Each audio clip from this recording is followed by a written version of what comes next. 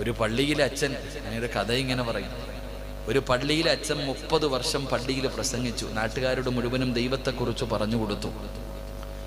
30 വർഷക്കാലം തൻ്റെ കുഞ്ഞാടുകൾക്ക് മുഴുവനും ദൈവത്തെക്കുറിച്ച് പറഞ്ഞു കൊടുത്ത ഒരച്ഛൻ, അതേ നാട്ടിൽ ഒരു കള്ളുകുടിയനായ ഒരു ഓട്ടോ ഡ്രൈവറുണ്ട്. എപ്പോഴും അടിയും ബഹളവും, വലിയ സ്പീഡായി വണ്ടി ഓടിക്കുന്നത്.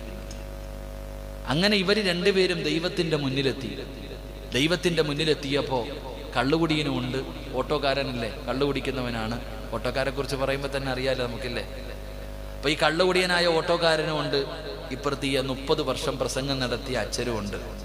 രണ്ടുപേരെയും നോക്കിയിട്ട് ദൈവം പറഞ്ഞു കള്ളുകുടിയനോട്, പോടാ സ്വർഗത്തിൽ കയറി പൊക്കോളാൻ പറഞ്ഞു.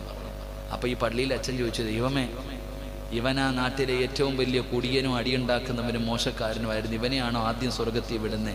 ഞാൻ 30 കൊല്ലം നിന്നെക്കുറിച്ച് ജനങ്ങൾക്ക് പറഞ്ഞു കൊടുത്തവനാ. അപ്പോൾ ദൈവം പറഞ്ഞു, ഈ 30 കൊല്ലം പറഞ്ഞപ്പോൾ നാട്ടുകാർ മൊത്തം ഇരുന്ന് ഉറങ്ങുമായിരുന്നു. 30 കൊല്ലം നിങ്ങൾ പ്രസംഗിച്ചപ്പോൾ ജനങ്ങൾ എന്നെക്കുറിച്ചൊന്നും ഓർത്തില്ല, എല്ലാവരും ഉറക്കമൊക്കെ ആയിരുന്നു, അവർക്ക് വേറെ ചിലതിൻ്റെയായിരുന്നു. പക്ഷെ ഇവനുണ്ടല്ലോ, ഇവന് സ്വർഗം കൊടുക്കാനുള്ള കാരണം എന്തെന്നറിയോ?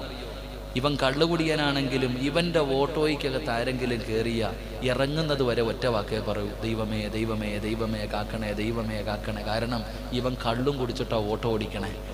ഇവൻ്റെ ഓട്ടോയ്ക്കകത്ത് കയറുന്നവർ മുഴുവനും ദൈവത്തെ വിളിക്കുക. കാരണം എന്തേ? എങ്ങനെയെങ്കിലും ഒന്ന് എത്തിയാൽ മതിയെന്ന്. അപ്പോൾ ദൈവം പറഞ്ഞു അത്രേ, നിങ്ങൾ 30 കൊല്ലം പറഞ്ഞപ്പോൾ ദൈവത്തെ ഓർത്തില്ല, പക്ഷെ ഇവൻ്റെ വണ്ടി കയറിയപ്പോൾ ഏറ്റവും കൂടുതൽ ആൾക്കാർ എന്നെ ഓർത്തു, അതുകൊണ്ടാണ് ഇവന് സ്വർഗം കൊടുത്തത്.